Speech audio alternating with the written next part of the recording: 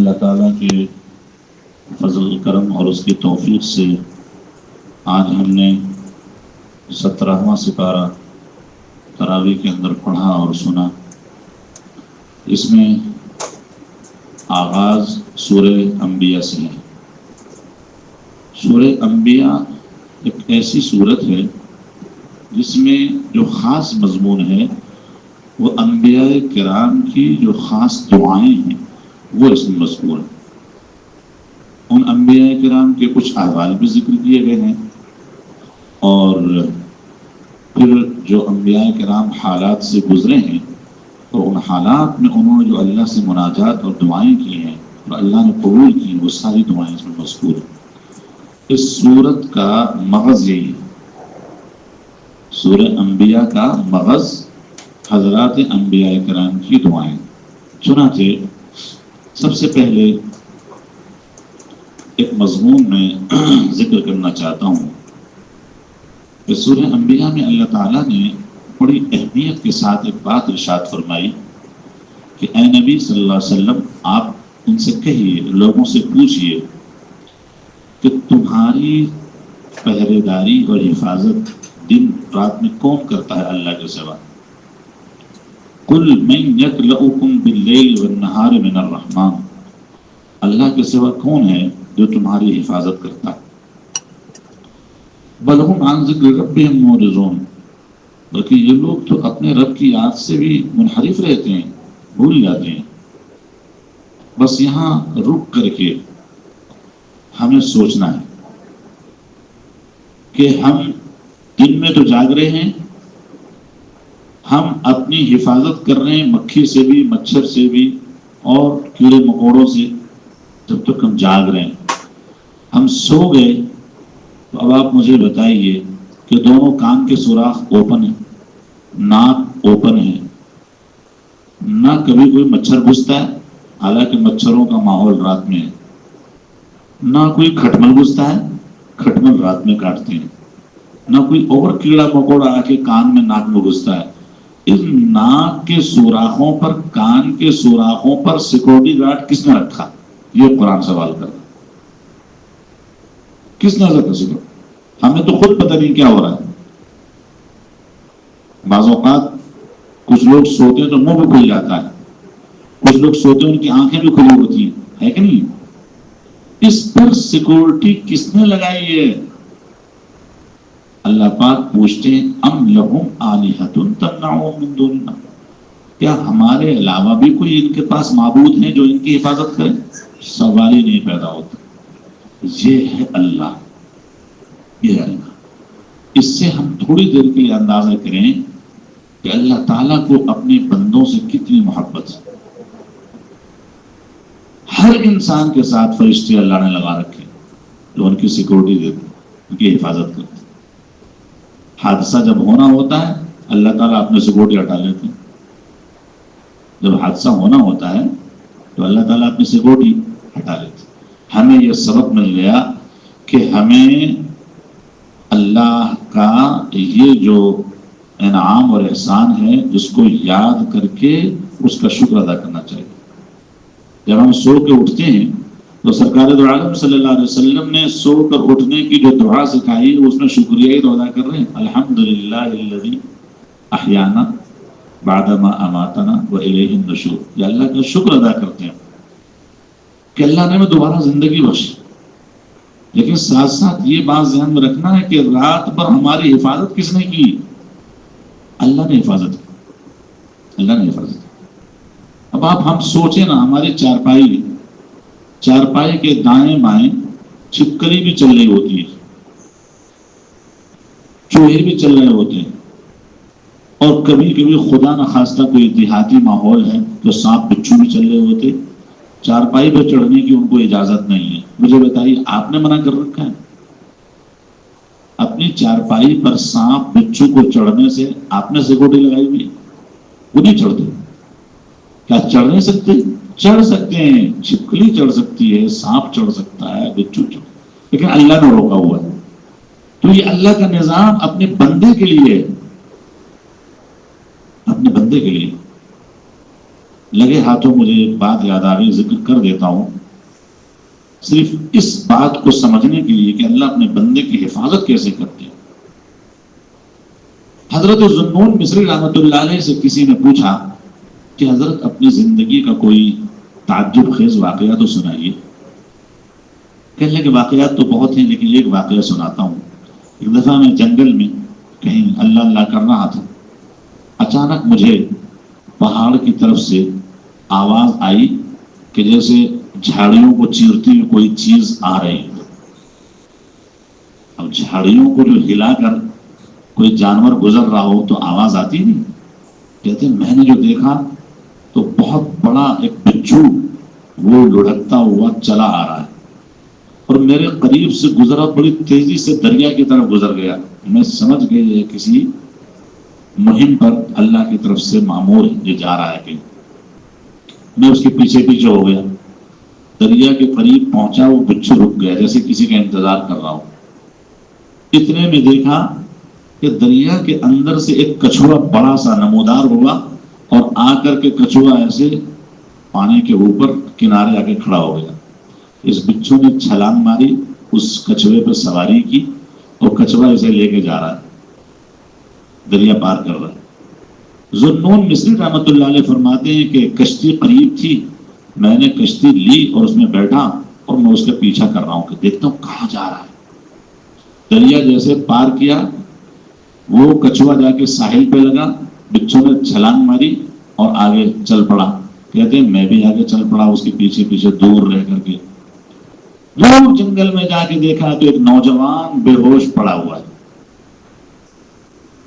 وہ بے ہوش نہیں، نشے کے اندر بے ہوش ہے، شراب کی بوتل اس کے قریب پڑی ہوئی ہے اور یہ نوجوان ایسے ہی نشے کے اندر دھت پڑا ہوا ہے۔ یہ بچھو اس کے کچھ فاصلے پہ جا کے کھڑا ہو گیا۔ اتنے میں دیکھا کہ خطرناک قسم کا سانپ اس کو ڈسنے کے لیے آ رہا تھا اس نوجوان کو۔ یہ بچھو جا کر اس سانپ کے قریب کھڑا ہو گیا، جیسے سانپ قریب آیا بچھو نے اچھل کے اسے وہ ڈنک مارا کہ سانپ تڑپتا ہوا کلٹی ہو گیا، ختم ہو گیا۔ بس اتنا کام بچھو نے کیا اور بچھو واپس ہو گیا اور واپس آ کے دریا پر اور وہی کچھوا اس کے انتظار کر رہا تھا۔ کچھوے پہ سوار ہوا اور واپس آ گیا۔ ذوالنون مصری رحمۃ اللہ علیہ فرماتے ہیں کہ میرے دل میں خیال آیا کہ بندہ تو شرابی ہے، شراب کی بوتل پڑی ہوئی، منہ سے جھاگ نکلی ہوئی، یہ تو اللہ کا نافرمان ہے گناہ کی حالت میں، پھر بھی اللہ نے اس کی بچانے کے لیے ایسا غیبی نظام چلایا۔ کہاں سے بچھو چلا، کہاں سے کچھوا نمودار ہوا، اور سانپ جو دشمن آ رہا تھا اس کو مارنے کے لیے کہاں سے اللہ نے نظام چلایا۔ تو ذوالنون مصری رحمۃ اللہ فرماتے ہیں کہ میں قریب گیا، اس نوجوان کو میں نے جگایا، اس کو چھینٹے ویٹے دیے تو ہوش میں آیا۔ میں نے کہا بھائی تو کون ہے، تجھے پتا ہے تیرے ساتھ رب نے کیا معاملہ کیا، تیری حفاظت کی کیسا بندوبست کیا؟ تو کہتا مجھے تو پتا نہیں۔ کہنے کی یہ کہ سانپ مرا پڑا، میں نے اپنی آنکھوں سے دیکھا کہ اس سانپ کو کس طریقے سے اللہ نے مروایا اور تیری حفاظت کی۔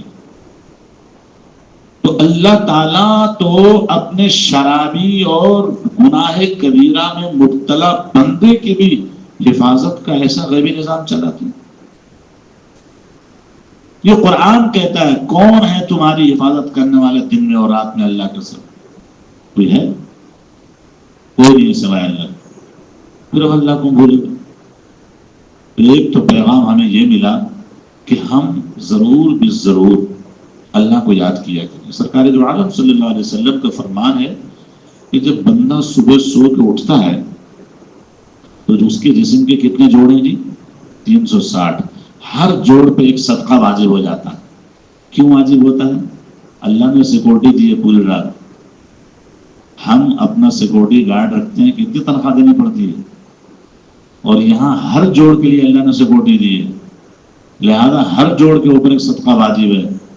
تو صحابہ نے عرض کیا حضور ہم میں سے ہر شخص یہ صدقہ کیسے ادا کر سکتے؟ 360 صدقے روزانہ۔ حضور نے فرمایا ایک دفعہ سبحان اللہ کہہ دو صدقہ ہے، ایک دفعہ الحمدللہ کہہ دو صدقہ ہے، ایک دفعہ اللہ اکبر کہہ دو صدقہ ہے، ایک دفعہ لا الہ الا اللہ کہہ دو ایک صدقہ ہے، کسی کو اچھی بات بتا دو صدقہ ہے، کسی کو بری بات سے روک لو صدقہ ہے۔ فرمایا کہ اتنا بھی تم نہیں کر سکتے کہ 100 دفعہ سبحان اللہ، 100 دفعہ الحمدللہ، 100 دفعہ لا الہ الا اللہ، 100 دفعہ اللہ اکبر پڑھ لے تو سارے صدقے ادا ہو جاتے ہیں. تو ہمیں یہ پیغام ملا کہ روزانہ ہمیں اللہ کا اس طرح شکر ادا کرنا ہے اور یہ صدقہ ہم نے ادا کرنا ہے. کریں گے انشاءاللہ. ہماری خواتین بھی نیت کرے، ارادے کریں کہ ہمیں روزانہ یہ تسبیحات پڑھنی ہے. اور آسان ہے. تیسرا کلمہ پڑھ لو، اس میں ساری تسبیح آ گئی. سبحان اللہ والحمد للہ ولا الہ الا اللہ واللہ اکبر ولا حول ولا قوت الا باللہ. 100 دفعہ پڑھ لو، سارے صدقے ادا ہو. ٹھیک ہے جی، کریں گے انشاءاللہ. دوسری بات، اس سورہ انبیاء کے اندر جو خاص جو اور دعائیں ہیں، اس میں حضرت ابراہیم علیہ السلام کا واقعہ بڑی تھوڑا تفصیل سے اللہ نے ذکر کیا کہ ابراہیم علیہ السلام کو جب لوگوں نے کہا کہ چلو میلے میں چلتے ہیں، کہا میں نہیں جاتا ہوں میلے ویلے میں. تو جب انہوں نے پوچھا اپنے لوگوں سے، باپ سے بھی کہا، اپنے قوم کو لوگوں نے، کیا تم نے یہ مورتیاں بنا رکھی ہیں، یعنی کہ آگے تم جھکتے ہو، عبادت کرتے ہو؟ کہنے لگے ہمارا آبائی طریقہ ہے پرانا. تو حضرت ابراہیم علیہ السلام نے کہا تم اور تمہارے آبا سارے گمراہ ہو. یہ کام آسان نہیں ہے، یہ کہنا یہ آسان نہیں ہے کہ تمہارے آبا و اجداد سارے گمراہ ہو. یہ کہنا آسان ہے؟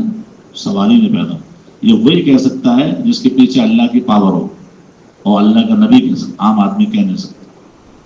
اب اس کے بعد انہوں نے کہا کہ دیکھو تمہارا رب اصل میں وہی ہے جس نے آسمان و زمین کو پیدا کیا، اور میں اس معاملے میں تمہارے سامنے گواہ ہوں. اور یاد رکھنا، اللہ کی قسم کھا کے کہتا ہوں، تمہارے سارے بتوں کو میں نے توڑ کے پھینک دینا. تم جاؤ تو صحیح پہ سامنے صاف صاف بول دی. یہ بت شکن اس کو کہتے ہیں، بت شکن، بت فروش نہیں. ہاں، بت فروش نہیں، یہ بت شکن ہے. اب اس کے بعد کیا ہوا؟ ابراہیم علیہ السلام نے جب وہ لوگ سارے چلے گئے میلے میں، ان کا مندر خالی تھا، گئے کلاڑے لے کر سارے بتوں کو توڑا، بڑے والے بت کو چھوڑ کے اسی گلے کے اندر کلاڑے لٹکا دی. الا کبیر لہم لعلہم الیہ یرجعون. اب اس کے بعد جب لوگ آئے مندر میں، دیکھا سارے بت گرے پڑے. پھر کس نے ایسا کیا؟ لوگوں نے کبھی ایک نوجوان کا ہم نے سنا ہے، وہ ان بتوں کا بہت برے انداز میں تذکرہ کرتا تھا، شاید اس نے ایسا کیا ہو. لوگوں نے پکڑ کے لاؤ اس کو. بادشاہ کے سامنے لایا گیا امام اسلام. تو پوچھا کہ ہمارے بتوں کے ساتھ تم نے ایسا کیا؟ تو ابراہیم علیہ السلام نے فرمایا کیا جس نے بھی ہے، یہ تمہارا جو بڑا ہے، اس سے جا کے خود پوچھ لو. جو بڑا بت اس سے پوچھ لو. فَاسْأَلُوهُمْ إِنْ كَانُوا يَنْطِقُونَ. اگر یہ بولتے ہو، بتاتے ہو تو ان سے پوچھو. اب لوگ گئے اپنے بتوں سے، کہا کہ بھائی تم نے ہی ظلم کیا ہے، آپس میں ایک دوسرے کو تم نے توڑا ہے. تو ظاہر ہے وہ تو بت تو گرے تو وہ بول نہیں سکتے. تو حضرت ابراہیم علیہ السلام نے کہا کہ تم اللہ کو چھوڑ کے ایسی چیزوں کی پوجا کرتے ہو جو نہ تمہیں کوئی نفع دے نہ تمہیں کوئی نقصان.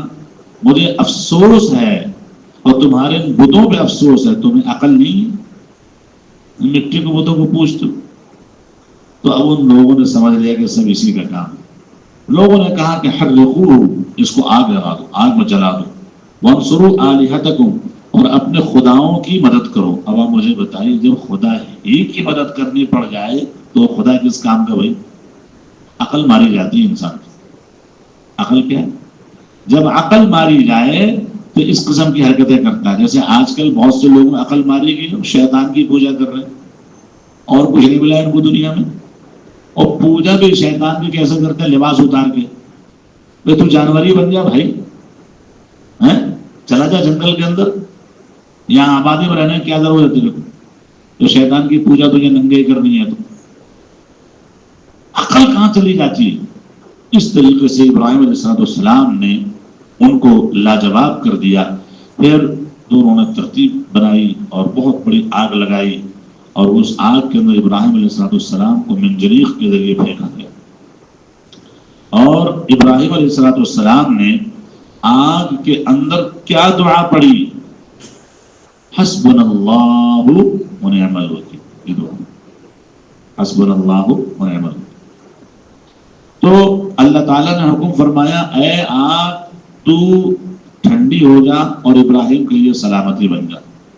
اس طریقے پہ ابراہیم علیہ السلام کو اللہ نے آگ کے اندر نجات، چاروں طرف آگ ہے، بیچ میں سبزہ زار ہے، اس سبزے میں بیٹھے ہوئے، دنیا کی عقل حیران ہے۔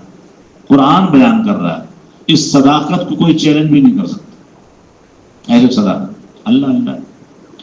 اس کے بعد حضرت لوط علیہ السلام کا تذکرہ ہے، اس کے بعد پھر اللہ تعالیٰ نے حضرت داؤد اور سلیمان کا تذکرہ کیا کہ داؤد اور سلیمان علیہ السلام کے پاس ایک کیس آیا تھا۔ وہ کیس ایسا آیا کہ ایک شخص کے کھیت میں کچھ بکریاں چلی گئیں غریبوں کی، اور بکریوں نے کھیت کھا لیا، اور وہ کھیت والے کیس لے کر آ گئے۔ تو داؤد علیہ السلام نے کہا بھائی ایسا فیصلہ کرتے ہیں کہ جن بکریوں نے کھیت کھایا یہ بکریاں کھیت والوں کو دے دیں۔ اب یہ کیسا فیصلہ ہے؟ حضرت سلیمان علیہ السلام کو اللہ تعالیٰ نے فرمایا کہ ہم نے سلیمان کو اس کیس کا فہم نصیب فرمایا، ففہمنا سلیمان۔ تو سلیمان علیہ السلام نے دیکھا کہ لوگ بڑے مایوس جانا، کیا بات ہے؟ یہ فیصلہ یہ ہوگا ہمارے بکریاں کھیت والے، اچھا ایسے نہیں بھائی۔ حضرت سلیمان علیہ السلام نے پھر ان کو روکا، روکنے کے بعد ان کا سارا کیس سنا، کیس سننے کے بعد ان کا ایسا فیصلہ کیا کہ بکری والے کی بکری بھی بچ گئی اور کھیت والے کی جو نقصان ہوا تو اس کی تلافی بھی ہو گئی۔ آپ سمجھ رہے ہیں؟ اسی طریقے پر اور بھی کچھ مسائل سامنے آئے، حضرت سلیمان علیہ السلام نے ایسے فیصلے کیے جس سے لوگ بالکل مطمئن ہو گئے۔ تو بہرحال ہوتا ہے، اللہ تعالیٰ نے فرمایا کہ ہم نے سلیمان علیہ السلام کو بھی اور داؤد کو، دونوں کو ہم نے حکومتیں بھی دی تھیں اور علم و حکمت بھی دیا تھا، اور حضرت داؤد علیہ السلام کو ہم نے سکھایا تھا یہ زرہ بنانا، لوہے کے زرہ بنایا کرتے تھے۔ بہرحال اب وہ حضرت سلیمان علیہ السلام کو اللہ تعالیٰ نے تابع کر دیا تھا آندھی طوفان، کیا ہوا کو، وہ ہوا جو ہے وہ لے کر کے آپ کو چلتی تھی، جہاں جہاں چاہتے تھے ہوا پہ آپ سوار ہو کے چلتے تھے۔ اسی طریقے سے شیاطین کی بہت بڑی جماعت آپ کے تابع تھی، ان شیاطین میں کچھ وہ تھے جو سمندروں میں غوطہ خوری بھی کرتے تھے، وہ بھی تھے جو تعمیراتی کام کرتے تھے۔ سورہ سبا میں اس کا تذکرہ آئے گا کہ سلیمان علیہ السلام نے اپنے شیاطین کے ذریعے سے بہت ساری تعمیرات کروائی۔ ان تعمیرات میں سے ایک وہ دیگیں بھی تھیں، جو بڑی دیگیں وقدور راسیات، ایسی دیگیں جو زمین میں نصب کی جاتی تھیں اور بہت اونچی اونچی دیگیں ہوتی تھیں، اس میں کھانا پکواتے تھے اور پوری قوم کو کھلاتے تھے۔ تو حضرت سلیمان علیہ السلام کے ڈر خوف سے جنات کام کرتے تھے۔ حضرت سلیمان علیہ السلام کھڑے کھڑے فوت ہو گئے، ان کو پتہ بھی نہیں چلا، اور جب ان کے عصا کے اندر دیمک لگی اور دیمک نے عصا کھایا اور پھر اس پر زور پڑا، عصا ٹوٹا، تو آپ کا وجود زمین پہ جب گرا تب جناتوں نے سمجھا او یہ تو فوت ہو گئے، ہمیں پتہ ہی، وہ ڈر کے مارے جو ہے وہ کام کرتے رہے۔ یہ بھی قرآن کریم میں ذکر ہے۔ وہ سلیمان علیہ السلام کا یہاں پر تذکرہ کیا اللہ تعالیٰ نے۔ حضرت ایوب علیہ السلام کا تذکرہ کیا، تو ایوب علیہ السلام کے ساتھ جو پریشانیاں پیش آئیں اس میں انہوں نے رب انی مسنی الضر وانت ارحم الراحمین، یہ دعا حضرت ایوب علیہ السلام نے مانگی تھی۔ اللہ تعالیٰ نے ان کی پریشانی دور کی اور جو نقصانات پہلے ہوئے تو اس کی تلافی فرمائی۔ اس میں حضرت ذوالنون یونس علیہ السلام کو کہا گیا، جب اپنی قوم سے ناراض ہو کر چلے گئے تھے اور پھر وہ دریا میں آپ کو اترنا پڑا تھا، جو پہلے بھی ہم ذکر کر چکے، تو وہاں مچھلی کے پیٹ میں انہوں نے اللہ تعالیٰ سے مناجات کی اور یہ دعا پڑھی، لا الہ الا انت سبحانک انی کنت من الظالمین۔ اللہ فرماتے ہیں کہ ہم نے ان کی دعا قبول کر لی اور ان کو غم سے نجات دے دی، اور ہم اہل ایمان کو بھی اسی طرح نجات دیتے ہیں اور دیتے رہیں گے۔ تو معلوم یہ ہوا کہ یہ دعائیں پیغمبروں کی وہ ہیں کہ اگر آج بھی اہل ایمان ان دعاؤں کو اللہ کے سامنے رکھیں اور اپنے حاجات طلب کریں تو اللہ تعالیٰ حاجات پوری کرتے ہیں۔ اسی طرح زکریا علیہ السلام کا تذکرہ ہے، جن کے یہاں اولاد نہیں تھی تو انہوں نے دعا مانگی، رب لا تذرنی فردا وانت خیر الوارثین۔ یہ دعا بھی سکھائی جاتی ہے، اگر کسی کی اولاد نہ ہو یہ دعا پڑھا کرے اور اللہ سے مانگے، اللہ تعالیٰ اولاد عطا فرماتے ہیں۔ تو بہرحال یہ جو دعائیں خاص طور سے ہیں یہ بڑی اہمیت کے حامل ہیں، اور اللہ رب العزت نے ان انبیاء کرام کا چونکہ واقعہ اس میں بیان کیا ہے، اسی وجہ سے اس سورت کا نام بھی سورہ انبیاء ہے۔ اور سورہ انبیاء کے اندر آخر میں اللہ تعالیٰ نے یہ بھی بتایا کہ دیکھو ہم نے آپ صلی اللہ علیہ وسلم کو، ہم نے آپ کو رحمت للعالمین بنا کے بھیجا ہے، وما ارسلناک الا رحمت للعالمین، وہ اس میں یہاں اللہ نے ذکر فرمایا کہ آپ سارے عالم کے لیے رحمت کا سامان۔ حقیقت حضرت نبی کریم صلی اللہ علیہ وسلم نے کتنی کتنی باتیں ہم کو سکھائیں، کتنے فائدے پہنچائے، کیسی تربیت دی ہے کہ نہیں؟ تو بہت ساری رحمت آپ کی جو ہے مہربانیاں نہ صرف انسانوں کے ساتھ بلکہ انسانوں کے علاوہ دیگر مخلوقات کے ساتھ بھی آپ کی مہربانیاں ہیں، جانوروں کے ساتھ، پرندوں کے ساتھ۔ اللہ تبارک و تعالیٰ شانہ ان پیغمبران عالی مقام کی دعاؤں سے ہمیں بھی استفادے کی توفیق عطا فرمائے۔ اس کے بعد سورہ حج ہے، تو سورہ حج کے اندر حج کے کچھ مضامین ہیں، وہاں بھی ابراہیم علیہ السلام کا تذکرہ آتا ہے، قربانی کا تذکرہ آتا ہے، اور اسی طریقے سے جناب علی دیگر اور اہم کچھ مضامین اللہ تعالیٰ نے بیان فرمائے ہیں۔ آخر میں اللہ تعالیٰ نے ایک بات ارشاد فرمائی، دیکھو اے لوگوں، ایک مثال تمہارے لیے بیان کی جاتی ہے، اس کو غور سے سنو۔ جو لوگ اللہ کو چھوڑ کے دوسروں کو پکارتے ہیں یہ ایک مکھی بھی نہیں بنا سکتے۔ اللہ کا چیلنج، اللہ کو چھوڑ کے جن کو یہ مدد کے لیے پکارتے ہیں، جتنے خدا ہیں دنیا کے اندر یہ بنا رکھے ہیں سارے باطل، یہ سب مل کے آ جائیں ایک مکھی بھی نہیں بنا سکتے۔ بلکہ مکھی اگر کوئی چیز اٹھا کے لے جا رہی ہے اس کو چھین بھی نہیں سکتی۔ وَإِن يَسْلُبْهُ الذُّبَابُ شَيْئًا لَا يَسْتَنقِذُهُ مِنْهُ، اس کو خدا بنا رکھا ہے۔ کسی بت میں طاقت ہے، اس بت پہ جو تم نے مٹھائی چڑھا رکھی ہے، اس مٹھائی میں سے مکھی کھا رہی ہے تو اس کو بھی تم نہیں چھین سکتے، خدا کیسے؟ میرے ہاتھوں کے تراشے ہوئے پتھر کے صنم آج بت خانے میں بھگوان بنے بیٹھے، میں نے ہاتھوں سے ان کو تراشا ہے، میں نے بنایا، یہ بھگوان بن گئے، یہ کیسے بن سکتے؟ اللہ فرماتے ہیں ضعف الطالب المطلوب، یہ جو مانگ رہا ہے یہ بھی بیچارہ غریب کمزور ہے، اور جن بتوں سے مانگا جا رہا ہے یہ بھی کمزور ہیں۔ تو اللہ تبارک و تعالیٰ شانہ نے ہمیں پھر توحید کا سبق دیا، اور پھر اللہ نے آخر میں فرمایا وجاہدوا فی اللہ حق جہاد، اللہ کے راستے میں کامآخو جہاد کرنا چاہیے۔ اور پھر آخر میں اللہ نے فرمایا اقیموا الصلاۃ وآتوا الزکاۃ واعتصموا باللہ، اللہ سے اپنا مضبوط تعلق قائم کرو، ہوا مولاکم، وہی تمہارا کارساز، فنعم المولا، بہترین کارساز وہی ہے، ونعم النصیر، بہترین مددگار وہی ہے۔ لہذا ہمیں غیروں سے کبھی بھی مدد نہیں مانگنی چاہیے، غیروں سے کبھی بھی ہمیں توقع نہیں لگانی چاہیے۔ اللہ تعالیٰ ہم سب کو اپنی رضا والی زندگی عطا فرمائے، اپنے حبیب صلی اللہ علیہ وسلم کی اتباع نصیب فرمائے۔ اللهم صل على سيدنا محمد وعلى آل سيدنا محمد وبارك وسلم، ربنا آتنا في الدنيا حسنة وفي الآخرة حسنة وقنا عذاب النار، وصلى الله تعالى على خير خلقه محمد وعلى آله وصحبه أجمعين، آمين برحمتك.